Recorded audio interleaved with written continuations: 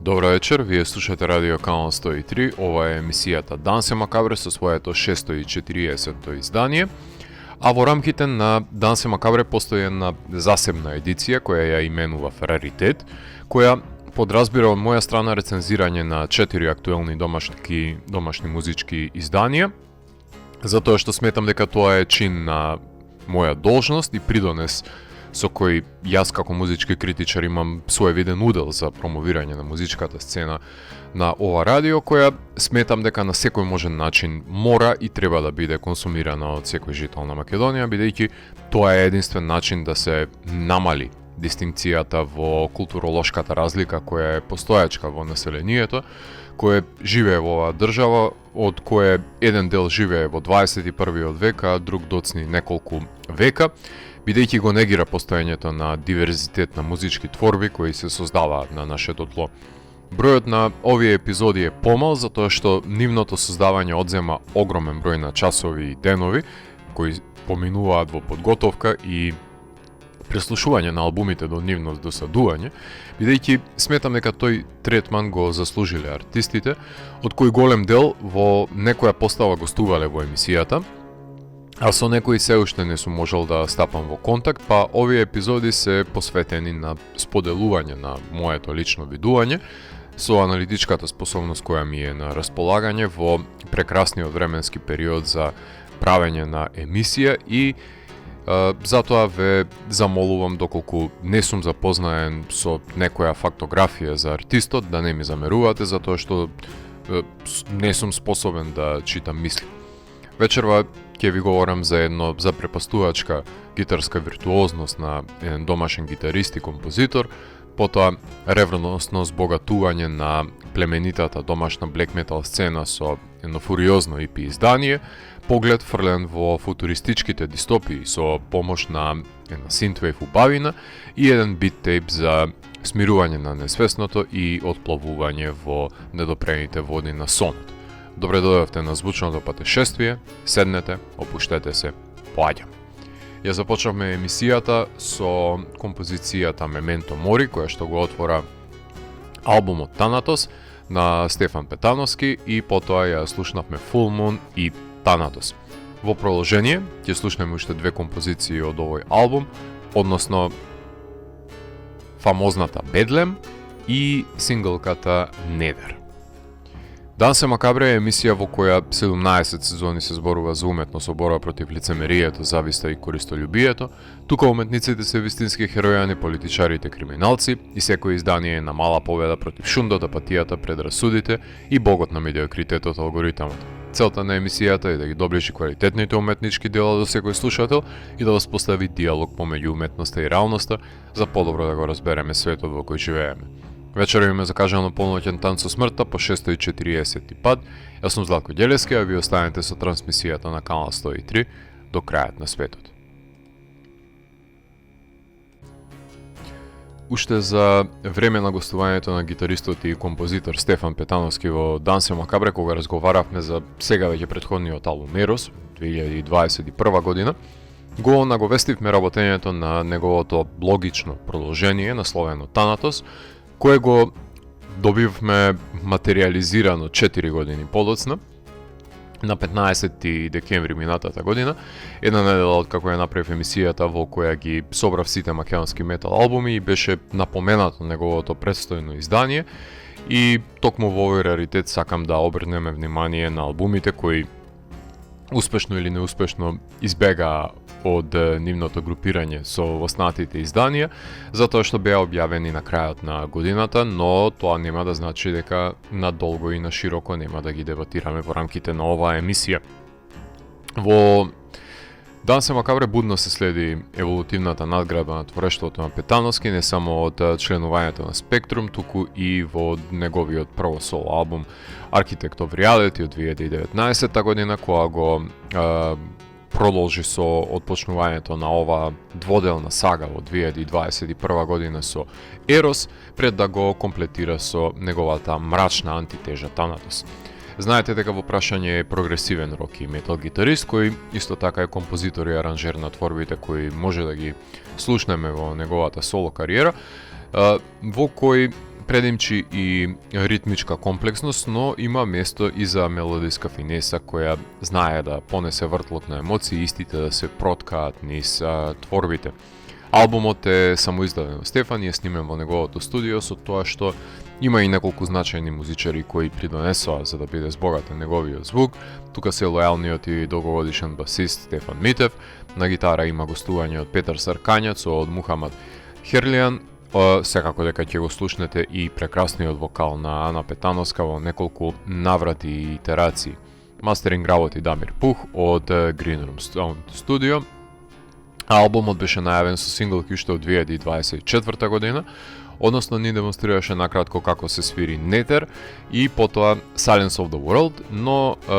колку синглки да се објавува во тој период тие нема да ја дадат целосната слика за конципирањето на албумот, па затоа тие се само мал дел од мозаикот на звук кој го крие со себе и мораше трпеливо да чекаме 4 години пред да го добиеме комплетиран. Иако јас бев досаден како отров и на секое гледање на Стефан низ град го замарав докаде е Танатос, па затоа му се заблагодарувам што не ме избегна да префрли улица, иако знаеше дека ќе го замарам за албумот, без разлика на тоа што знам колку врски има со останатите музички потфати во неговиот живот, кои исто така многу ги ценам, ама Танатос е Танатос, а мојата ненаситност за неговите рифови е бесконечна. Затоа Стефан ни врати со еден саат музика, со која ни го помати мозокот и не можеме да го најдеме крајот на клопчето. Повеќе од јасно е дека ќе ни предстои едно мрачно нурнување во темните креативни сили кои го придвижуваат созданието, само што интригантен е начинот на кој Стефан ќе ги интерпретира со звук, земајќи предвид дека звучно треба да бидат контрапункт на Ерос, што значеше дека нема да биде изненадувањето дека би доминирале моловските творби, иако се провлекуваат неколку дуровски проблесоци на почетокот пред поточно во средината и до крајот на нијансите на таговните звучни пасажи, за да се најде светлото на крајот на тунелот во последната километарска композиција.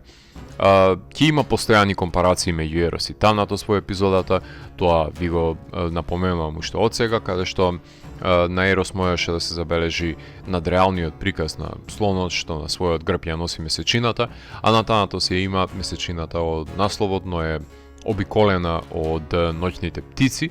и има грмотевица која удира на гребенот. Така што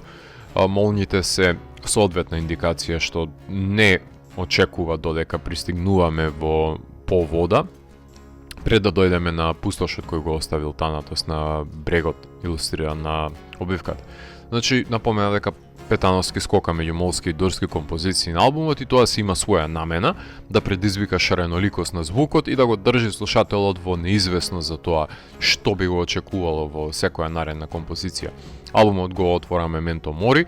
Петановски прераскажува со својата гитара една поголема приказна во авторското милје, па затоа наоѓа начин епилогот Warning Crescent на тој end credits, условно кажано, на Ерос да го припои на оваа запалена свеќа, објектот кој извлекува една мрачна димензија со ритмичко отчукување и наплиснување на препознатливата мелодија, но реконтекстуализирана со нејасен шепот и надоаѓачка, но сепак контролирана какофонија од звук, налик тимбартоновска спирала по која се симнуваме со секој очекување едно скалило подолу кон пропаста. Full Moon е втората композиција, експлозијата на звук се надвиснува врз очекувањето и шоуто може да започне. Стефан и во овој албум си игра со овертурите, што е доста интригантен начин на синтетизирање на едно албумско остварување во целост од неговите винјети, односно парс про тото, и наоѓање начин како да содействуваат во една композиција, едно прогресивно бравадо, една лакрдија од звуци кои во текот на албумот ќе може да ги блоцираме во композициите, а тука се менуваат на секој такт. Нема простор за полумесечини, тука веќе месечината е полна и блика со незиниот целосен сјај. Ништо не е суптилно во овој прогресивен габарит, кој се доближува до спастикинг по луцидноста, така што нема тука Стефан да го гали слушателот па да го воведува етапно, не. го удира со многобројни изворишта на прогресивен атак и тоа без пардон. Презаситува од прв залак, ама инстантно го вклучува и увото и мозокот. Имаме гостување Петар Сркањац на гитара на оваа композиција. Третата е Танатос, според насловот е носителот на албумот, да ја поздравиме неправилната ритмика со кршење на последните тактови кои повлекуваат на сите страни. Засилена ритам секција имаме со пијано кој ги свири овие прокопни ноти. Многу ми се допаѓа истакнатата бас-линија која дава подлога за да може да се слушнат гитарските милозвучни екзибиции на Петановски и една прекрасна игра со темпото имаме на крај со неговата градација. My Own Head уште една синглка која што беше објавена во периодот пред излегувањето на албумот, една дурска антитежа која што приложува ова условно кажано балада на албумот, за да се избалансира до сегашната сонична наезда, една доста непретенциозна стрип-даун композиција во која ме радува што Стефан си зема поголемо задолжение и да ја отпее, што дава непосредност на согледбата дека животот е поминат на бидување некој друг, но нема враќање назад. Мелодичното гитарско соло веќе е тука. Петата композиција е Бедлам. Уште едно соодветно име за лудилото кое следува. Петановски изброил дека композицијата е 27/16 и нема причина да не му веруваме, затоа што ќе се искршиме доколку ја решаваме неговата музичка формула и ќе завршиме само со потрага по кафетин или аналгин, каде имаме навирање на различни фрагменти како сеќавање, кои прогонуваат не баре се духови. Тука гостува и Мухамад Харлайн, каде на спориот ритам има доволно простор да се изградат сите криви кули, сите гитарски милозвучни арпеджија и одсечени рифови. Многу заразна композиција на која лесно и се препуштате и тогаш композиторот ве чека како муволовка во прогресивната стапица.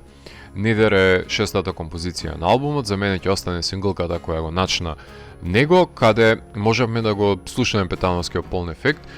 кој ги ваја неговите игриви мелодии и компонира наезда од прогресивен атак, а ни даде еден Тим Хенсон полифиско уживање, каде имаме исто така кондензирани идеи кои ги покосува громогласната мелодија и избогатениот аранжман составен од ритам секција со електронски синт за да се даде еден поаморфен облик на оваа кратка но ефективна творба. Silence of the World е седмата на албумот, ако Недер ја започна втората половина од Танатос, тогаш оваа композиција продолжува со мрачната звучна наезда, каде меѓу електронскиот синт и галопирачкиот ритам и соодсечните рифови се гради фрагментираниот прогресивен соничен конструкт, мириса малку ориентално, тишината на светот се разбира, но и тука има една карневализација, еден мотив кој суптилно се провлекува низ целото дело, кој во различни итерации си наоѓа своја примена, но се присутен како сведок на понирањето во недопрените предели на психата, низ плевелот на електронските крици и звуци, со тоа што морам да наведам дека таму каде што другите би биле матни и неразбирливи, Стефан наоѓа начин да е јасен во неговиот израз со чистотата на свирењето, што говори за исклучителниот калибар не само на него како гитарист, туку и како аранжер на оваа контролирана ентропија, јас ќе ја наречам. Осмата композиција е Самсара, со синтон навлегуваме во километарските творби, само што тука се оди во домените на цикличниот процес на животоизмачување, па затоа и сосема адекватна е вокализацијата на Ана, која може да ја слушнеме тука, како се надвиснува над една индиска змиулеста ритмика и делува, не баре ги слушаме Ера или Енигма за домашна употреба, додека Стефан ја поддржува со една пламната акустика пред да се вратиме на дисторзираните домени. Девета композиција е Life's Light and Suffering, Reprise, односно директна аналогија се повлекува тука со The Path од претходниот албум, како една ламентирачка интерлуда на пијано и стиховите на кои ќе бидеме навратени на Ерос со помош на Ана, само тука се реконтекстуализирани поради начин на кој таа кршливо ги пее, како последната трошка надежда е загубена и изгаснува и последната светлина, но прекрасно доловена реприза на творбата. И десетата композиција е Where One Journey Ends, Another Begins, Ајде да земеме здив, не може еден прогерски албум без повеќе гласно профилирање на голема приказна со ликови, еден роман во песна, театарска пиеса во која ќе се појават и Танатос, и Ерос, и Пнеума, и самоврвен вокал кој е дораснал на задачата, дистинктивно да ги долови со различни техники на пеење, го илустрира диалогот, а кога ја имате Ана на располагање, бидете сигурни дека ќе посведочите на една безпрекорна изведба. И добро е што Девен Таузен не ја знае, ќе ја киднапира за Канада и нема после да има време за вакви интерпретации, ќе снима 4 албуми годишно со неа. Така што и тука Стефан се служи со клавиатурен вовед и напев на Ана за продирање на сенката во несвесното и двигател на постоењето, кој ни ги дава сите карактеристики, а после тоа светот ни бил крив. Ерос ќе не подсети дека смртта е огледало на животот, Пнеума ќе не подсети дека таму кај што едно патување завршува, друго започнува, ќе се даде последниот здив, ќе се симне завесата и се заведе како еден од танците меѓу просторот и времето. Стефан сите овие сегменти кои ги предводат ликовите ги раководи со комплементарни музички партитури, кои се носители на светогледите на овие бестелесни олицетворенија, и кон епилогот Стефан подсетува на една мелодиска линија која ме наврати на претходниот албум, како негов начин на врзување на процесот и секако животните од саваната како убава панделка за склопување на почетокот на претходникот. Прогресивна опера за комплетирање на дводелниот циклус меѓу Ерос и Танатос. Времетрајањето на албумот е 1 час, што во слушачкото искуство го прави да биде поблизок до првиот албум Architect of Reality, затоа што мислам дека Ерос тука има поекспедитивно и поконцизно времетрајање, затоа што ќе се повтори истата клетва која имаат гломазните прогресивни албуми во оваа ера на хиперпродукција и артисти музички скрибомани кои секое допирање на инструментот во раката го ставаат во следен албум. Многу тешко е да се издвои толкаво внимание, особено за вака комплексни творби, кои без разлика на тоа што наградуваат и не го злоупотребуваат даденото внимание, посебно затоа што Стефан сега ја има способноста за компонирање, која е на завидно ниво од албумот пред 7 години, но ме плаши дека втората половина, барем во мојот случај, неправедно ќе биде запоставена, бидејќи ќе бидам принуден од екстерни фактори, ќе ми биде скратено задоволството на слушање на делото и со тек на време, се помалку ќе обрнувам внимание на последните 20 на минути од албумот, без разлика на нивниот квалитет. Едноставно тоа е невремето во кое што живееме и ќе си направам исклучоци да го започнувам албумот од неговото средиште за да можам да преслушам крајот воопшто. Да не зборам колку пак двојните албуми се анатемисани од моја страна, па дури и ремек делата како Six Degrees of Inner Turbulence и The Wall не можам да ги слушам непрекинато од почеток на крај, без разлика што уживам во секоја секунда од нив, едноставно времињата не дозволуваат да нема надворешна интеракција и да биде прекратено уживањето. Несомнено дека фали хитче како Restless Mind за фрлање на мамет за љубопитните слушатели. Не мислам дека My Own Head е нејзин пандан, секако дека оставање поголем простор и пристап и удел на гостувањата кои можеби би донеле нова енергија и влијание во делото има, иако последен збор секојаш ќе остане од Стефан. Вториот пола сат од албумот од Silence of the World до крајот се пуштаме во еден маратонски прогресивен предел кој точно е дека ја тестира кондицијата на слушателот, но од друга страна па Стефан свесно или несвесно им дава на композициите простор да издишат, да има дополнително движење кој ќе го одржи буден и присемен пред се слушателот. Многу ми се допадна на ползата во која се вовлечени клавиатурите, особено карневализираниот призвук кој одлично се одвествува на тоналниот и непредвидлив темперамент на делото. За гитарската мајсторија срамота е да коментирам, затоа што Стефан светлосни години е пред останатите кај нас, кој е во текст со збиднувањата и користењето на инструментот во джент и тал провениенцијата, иако мелодијата е кралот во неговите творби, тежината да се создадат сонични текстури кои ќе бидат носители на мрачната атмосфера во ова маркантно и неверојатно стварување на кое се бежам на секое преслушување, од откриваат нови звуци кои што ги сокрил Стефан помеѓу, дали се ликови на гитара во позадина или се перкусии или амбиентални пасажи. Не знам да престанам да зборувам за албумот, треба да се остави простори за останатите артисти во оваа епизода и му посакувам Стефан оваа сезона да дојде во емисијата и да направиме подетална дисекција на албумот, затоа што не може едноставно да оставиме на едностранното видување само од моја страна на албумот. Танатос бара диалог, јас барам конверзација за неговата мрачна убавина со авторот, ако може се разбира, и се надевам дека успеал да документира барем дел од снимањето на албумот, како што тоа го направи на Ерос, да имаме и еден друг визуелен печат за процесот низ кој што поминал за да се создаде ова дело. Танатос е маестрален албум кој ќе го ценат познавачите на квалитетната прогресивна музика, кои ќе може да го согледаат неговиот габарит и сватат какви великани создаваат музички светови во кои може да се препуштиме и да отпловиме.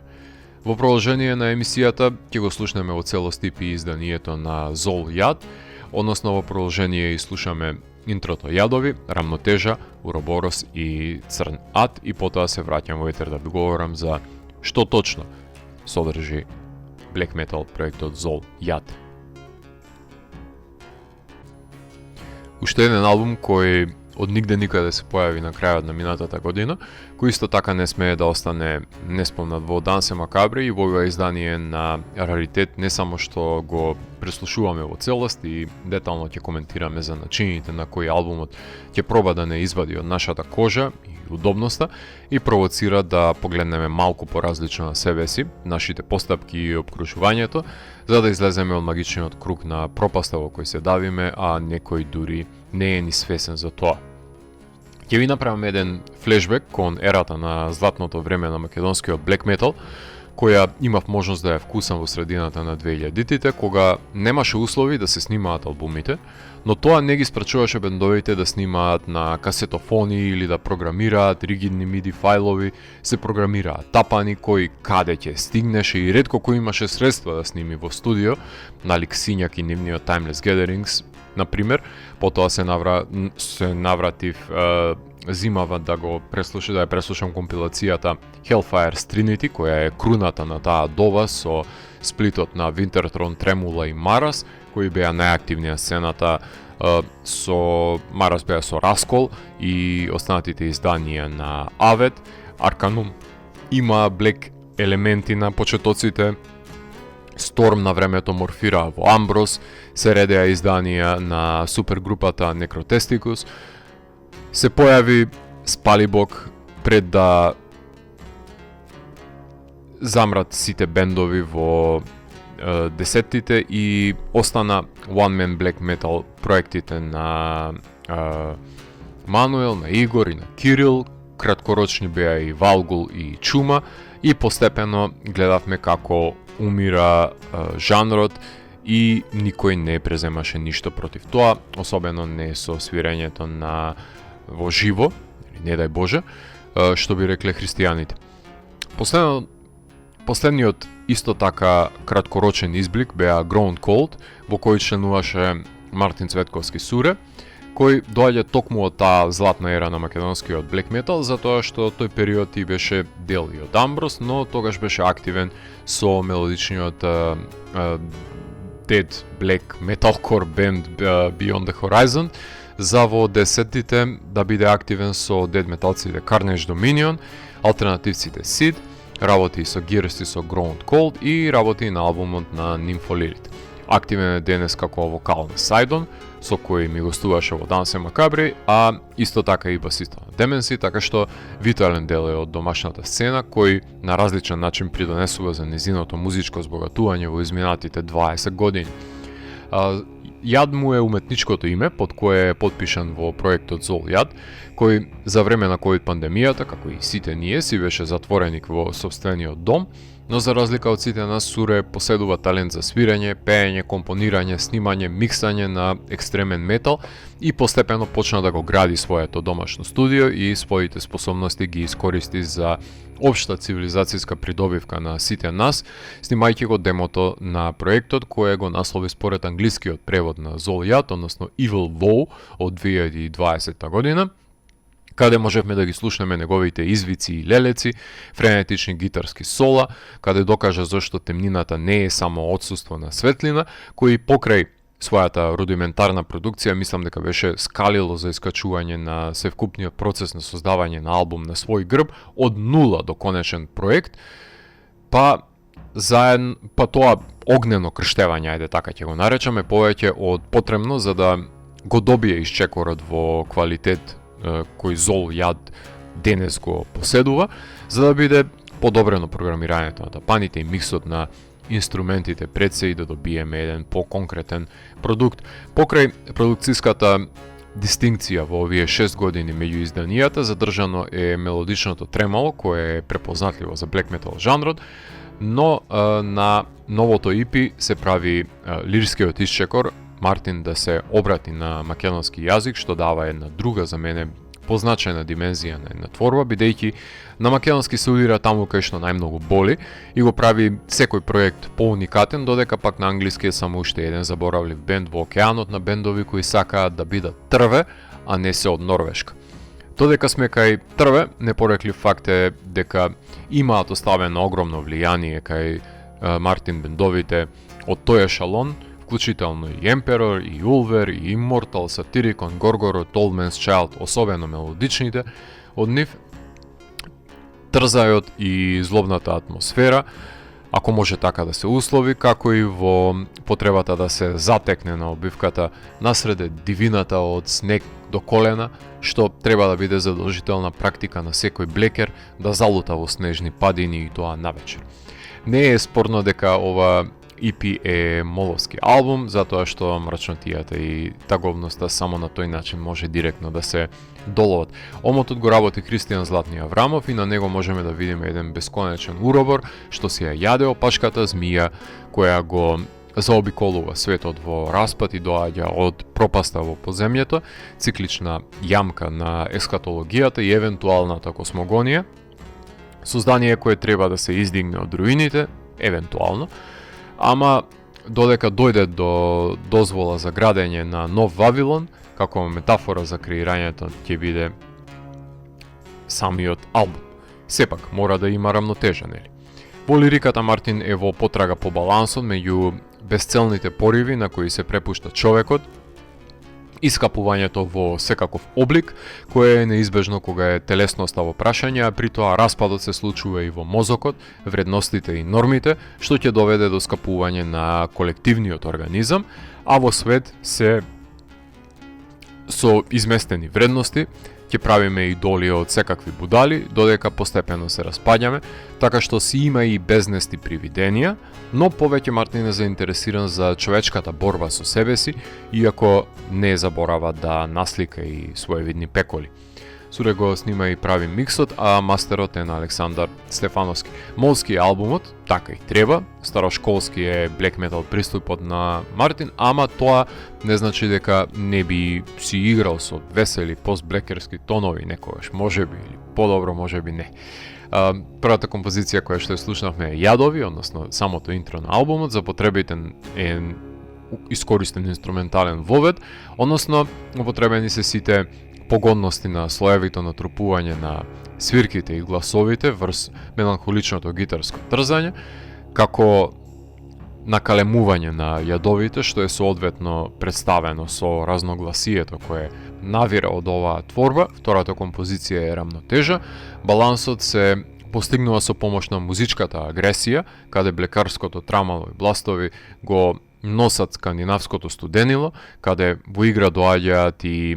воведните јадови со смирување на бурата во Боргировиот Old Man's Childовски манир да се пренесе преданието на Медитеранецот, каде сите ќе бидат вовлечени во безнести привиденија и се разложат како акрил на платно, како што ќе посочи Мартин, така што создавање на еквилибриум со разголување на лагата која не обликува и уништува, забележуваме во Рамнотежа. Третата композиција е Уроборос, рифаджиска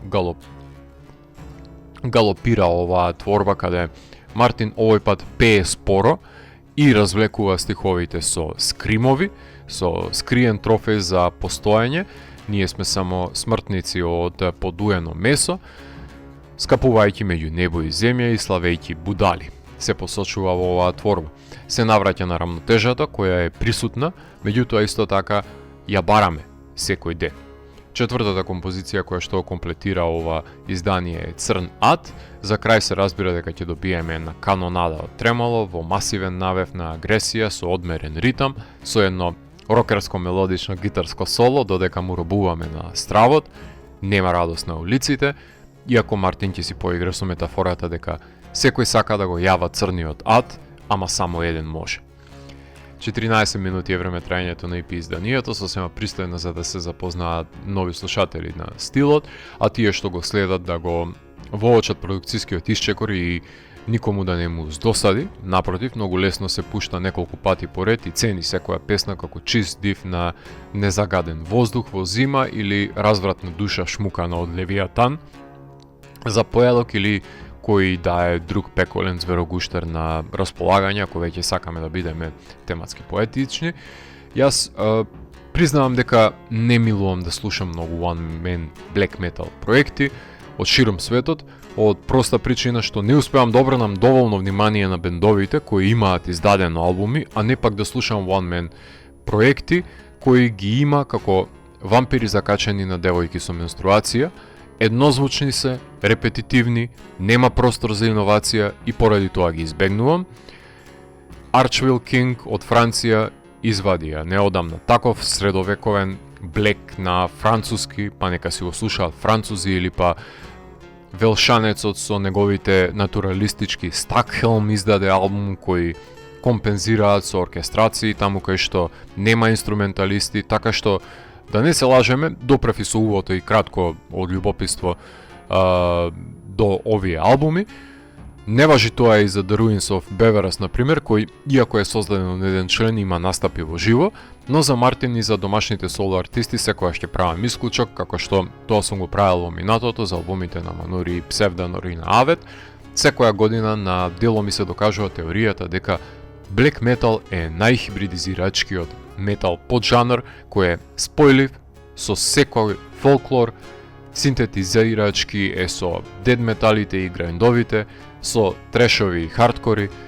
до амбиентални шугейст и посткованици, прогресивни, мелодични, депресивни, до индастријал и синт данџени, така што сакам и Мартин да ги мрцне ноџињата во неколку од овие правци и да тестира докаде е растеглив концептот на зол јад. Никој нема да му го земе скандинавското трве,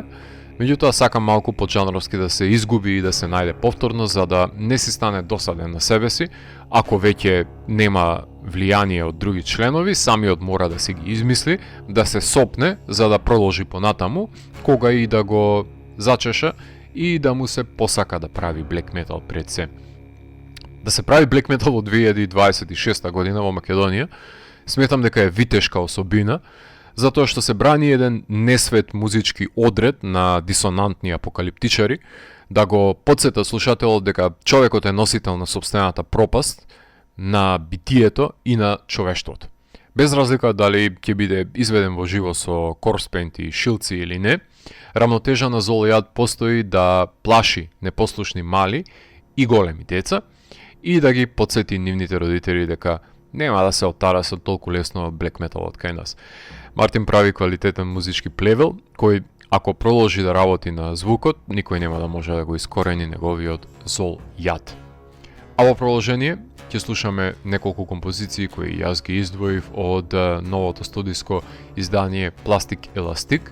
на Искра, односно ќе слушнеме Midnight Maximum, Time Wall, Strobosonic, Hyper Blaster, Shard и Immunize, која што е во соработка со Grinse, така што уживајте во Искра. Домашните синтвејв кралеви Искра минатата година го збогатија издаваштвото со ново албумско остварување. Underground електропоп пророштво од днината, ако повеќе милувате, со надеж дека ќе може да го спасиме тоа што преостанало од нашиот свет преку Plastic Elastic. Ако не се лажам, Виктор Андоновски и Владимир Петковиќ Бован Крстев и Михаил Наумов се опремени со нивните синтесайзери и гитари во борбата против монотонијата на постоењето и создавање на синтетички мелодии на кои танцуваат и луѓето и роботите. За нив знаете дека се оформени година пред пандемијата, но започнаа да издаваат во неа, најпрвин со Act 1, односно првото EP издание од 2020 година за PMG Recordings, и потоа Mother Earth Motherboard, второто EP издание од 2023 година. Новиот албум Plastic Elastic го издадоа на мојот роден ден минатата година, 9 февруари. Се појави на Spotify наредниот ден, мислам дека уште го нема на Bandcamp, момци. Знам дека сте од иднината, ама не ми ја кршете надежта дека во дистописката иднина ќе постои Spotify, а нема да постои Bandcamp, така што ве молам, барем да ми ја дадете илузијата дека ќе екзистира Bandcamp, па ставете го и таму ако може. Ви благодарам. За омотот ќе си земам право да кажем дека максимално ја искористува пластиката, дури и во манир на фетишистички латекс, да не речам поблага верзија од минатото албумско Giallo на Carpenter Brut, например, Leather Terror, многу ми е аналогна на него, иако доста аморфен облик за понирање под пластичната маса имаме на омотот на Искра, што па и го отсликува бранувањето на звукот, така што симплистичко решение, меѓутоа е наменско. Материјалот минатата година беше изведен на, ако не се лажам, на 13 декември во Прилеп на фестивалот Winter Apricots. Во јули свиреа на Bear Stone фестивалот во Хрватска, а декодирањето на материјалот започна на 8 февруари во Public Room, кога настапија со Галатеја и Гринсен, а оваа година ќе го изведуваат материјалот во јули на фестивалот там во Хрватска. Strobosonic Hyper Blaster беше синглката со која се најави албумот и дефинитивно таа се двои од останатите со фуриозниот налет по изречениот наслов. Микс и мастер работи Бруно Симонета на ова албумско остварување, кое започнува со Скопје Инферно.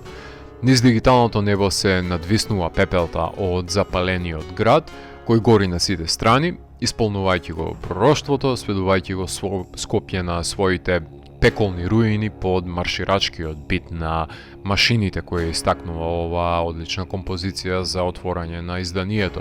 Midnight Maximum е втората на албумот, содржи еден совршен пулсирачки бит и градирачки порив да се продре до звучниот синт, прекривката до максимумот на полноќ со прекрасно гитарско соло кое што го поседува во себе. Третата творба е Timeball, компјутерски чип, мора да се прехрани со податоци во оваа композиција, додека незапирливо одминува времето во обид да се воспостави аудитивниот повик со иднината под притисокот, нели, на одминувачкиот временски јас. Четврта композиција е Dreamcatcher со бодречки повик за отворање на очите, носење на одлука и менување за надминување на лагите. Се повикува додека се танцува на дигиталниот каубел, ајде така да го наречем. Strobosonic Hyper Blaster, петата композиција на албумот, фуриозна панкерска лавина, налик Electric Callboy кој што би посакале да има на репертуарот за танц, колку и да се обидува да избегна катастрофа во овој ласерски истрел кон жртвите, кога Гринсен ќе се го испие неговиот петок, нема спасување, говорат во стиховите на оваа творба. Шестата композиција е Aluminium Powder, уште еден инструментален бисер со спорт бит, на кој се распрснуваат сајзерите и добиваме градиенти на бои, звуци и крици под електричен напон. Седма композиција е Shard, машината не смее да застане да работи, така што сите нејзини фрагменти се подмачкани со прекрасна ритм секција во оваа марширачка, дури би рекол big beat композиција. Ова е моќта на Искра да биде тоа што сака да биде. Immunize е осмата композиција на албумот, го завршува него во соработка со Гринсен, во композиција во која со светот владеат нови битија и тешко се излегува од празнината во морето на андроиди. Жими програмираниот код и струјното коло е за новата заклетва. Добре дојдовте во неизбежната апокалипса во која ќе се имитира човечкиот облик во еден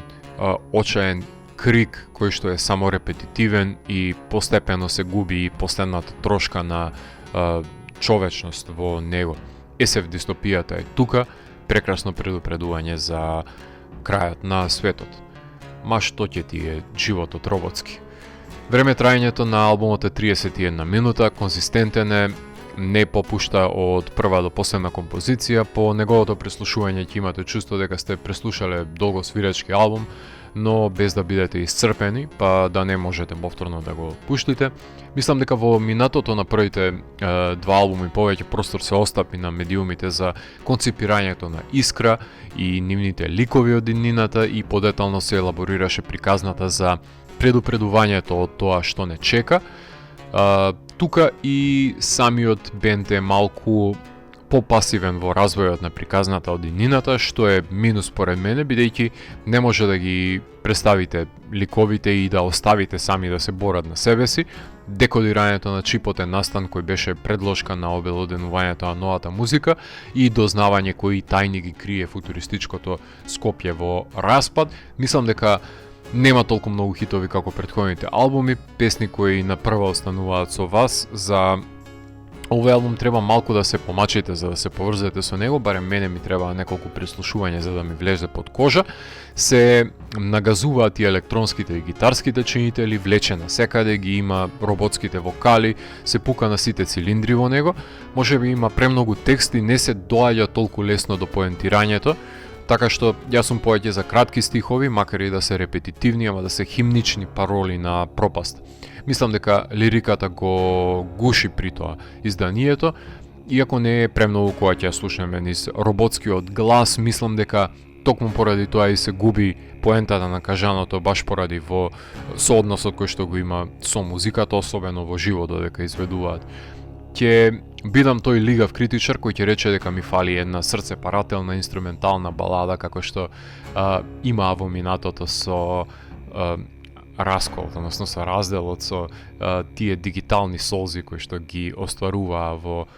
на нивното EP издание. Јас сум поддржувач на девизата дека ако металци решат да се занимаваат со друга музичка стилска определба, делото што ќе го продуцираат ќе биде драстично поквалитетно од нивните колеги. Таков е случајот со Оцет во джез-водите, металците во панк бендовите, како и екипата на Искра па и Гринсен во drum and bass екипата, кои влегуваат со двете нозе во електронската музика и токму поради тоа што умеат да создадат покомплицирани аранжмани на инструменти, влијанието во создавањето на електронските композиции е нивен уникатен поглед кој им дава предност пред останатите електронски артисти кои ги копираат само нивните идоли од домашната сцена, што не е таков случај со Искра, кои немале на кого дома да се угледаат за да бидат ваков моќен синтвейв, па затоа се угледуваат на Пертурбатор, на Carpenter Brut, на Timecop, 1983 на Dance with the Dead, и мислам дека со овој албум допреа до една музичка зрелост,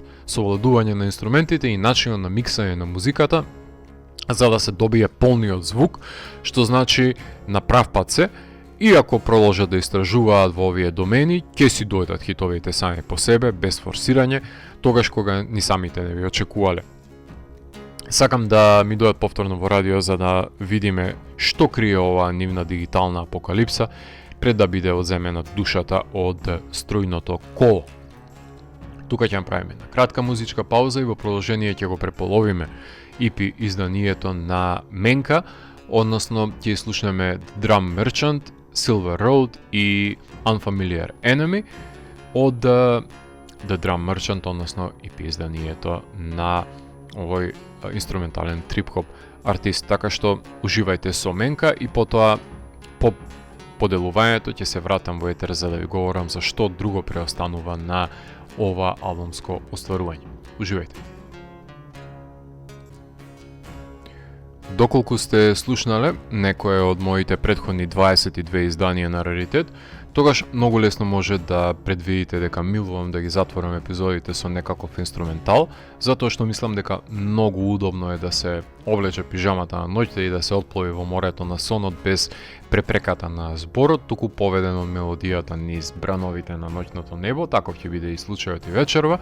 кога ќе си станам роб на сопствените навики и ви говорам за албум збирка на битови, создадени од ковачот на битови Стефан Меновски, кој се изразува и подпишува по псевдонимот Менка, кој е трговец поединец на битови.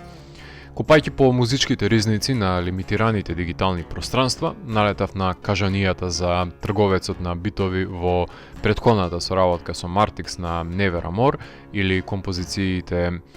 Кашата прашлива, Кочани граду мој, така што веќе проверен е овој вокално-инструментален двоец дека убива и потоа поставува прашања, меѓутоа убаво е да се слушне со каков арсенал располага Менка кога е препуштен сам на себе. Кавер дизајнот го работи Миро Грчев, има препознатлив стил Грчев затоа што анализирав еден албум на Mix One во раритет кој е со негов омот, со задимените волшебници, така што и тука има една негова игрива креација, седнат човек на една надреална машина за хранење на мозокот со битови, користејќи темни сини и виолетови нијанси. Препуштање на музиката во матен свет е една убава идеја. Дали е тоа своеволно или наметнато, ќе си одгатнете тоа сами кога ќе погледнете омотот. Албумот е издаден на 31 август и работен за продукцијата на Зат Аголот, односно на Soul Mental, каде Менка ќе се најде во друштвото на останатите албуми на неуморните ковачи на битови. Таму се Руда Вега,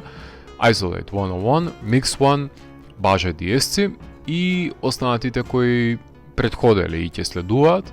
или во пошироки рамки, ако сакаме да се изразиме, да се стави во контекст овој албум на ветераните Никтофилијак и Миста 93. Без разлика што е иземена вербализацијата како водилка низ албумот, Менка не ја пропушта можноста да конципира едно аудитивно патешествие на слушателот со помош на неговиот трговец на битови, кој, како и секој херој, започнува со својата авантура да се движи по сребрениот пат, соочувајќи се со познати и непознати непријатели, за да направи сделка и открие еден музички скапоцен камен во пустината. За да елоквентно се долови патувањето, албумот започнува со The Drum Merchant, со спориот бит, женскиот глас и милозвучна гитара се дизајнира трговецот со битови, кои има спакувани суптилни конги во ранецот. Втората композиција е Silver Road, со дувачките секции повикуваат на авантурите на сребрениот пат, со фанки джез позадина, на која сме навикнати од трип-хоп асортиманот.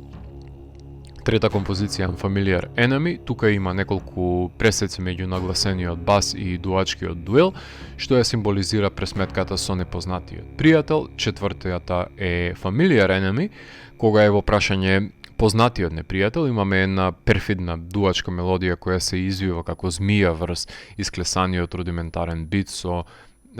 наменски повремени запирања. Петата композиција е Trade Affair, трубите ја најавува сделката за да се слушне надалеку, со тоа обзнанување кое е проследено со една засекувачка осцилација.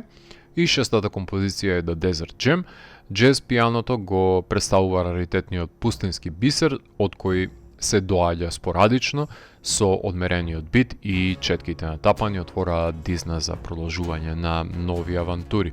Време трајањето на ова патешествие речиси 11 минути, доста експедитивно и концизно е ова кратко EP издание, кое не мора да напоменувам дека се слуша на луп неколку пати, затоа што вреди да се патува повторно и повторно со Менка, за да откриеме нови споредни патчиња на секое преслушување. Многу убав примерок ни даде Менка за неговите вештини за градење на бит и неговото клесање, но тој исто така и неговите колеги доаѓа до двоминутниот јаз, каде максимално се искористува лупот на битот, се кити и доаѓа до замките на редундантноста, кои ги поставува репетицијата и пред тој предизвик застануваат, порано или подоцна сите занаетчии на битови. Излези има неколку на крстопатот, еден е да се занемари постоењето на јазот и до крајот на животот да се готват истите битови на 2-минутни песни, кои ќе бидат варијација на тема. Друг е да се скрши лупот со друг и врати повторно, ама видоизменет, да има некаква еволуција, што ќе подразбира неколку малку посложен аранжман и можеби поекспериментален пристап, кој подразбира вметнување на атипични влијанија и од бунарите на инспирација,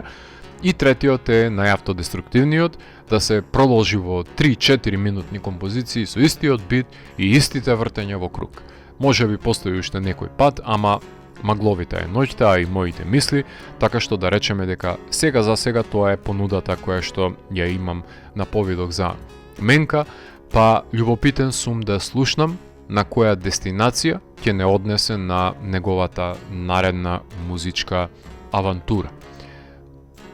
Денес имав можност да ви говорам за новите албуми од Стефан Петановски, Танатос, од Зол, Јад, Рамнотежа, од Искра, Пластик Еластик и на менка The Drum Merchant во епизодата Раритет број 23. За крајот на емисијата ќе слушнеме преостанатите 3 композиции кои го затвораат The Drum Merchant од менка, односно ја слушаме Familiar Enemy, Trade Affair и The Desert Gem. Јас сум Златко Ѓелевски и го затворам 640-тиот гримоар на Дансе Макабре и го враќам на полицата кај останатите изданија кои кријат тајните на универзумот. До наредното издание на Дансе Макабре, не бидете роб на медиокритети, слушајте домашни албуми кои поседуваат квалитети. Чао!